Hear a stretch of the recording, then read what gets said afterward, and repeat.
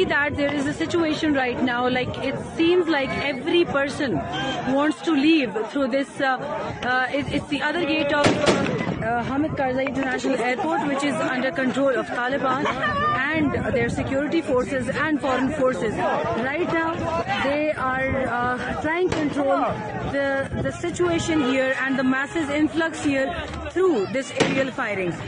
But it seems that it is causing more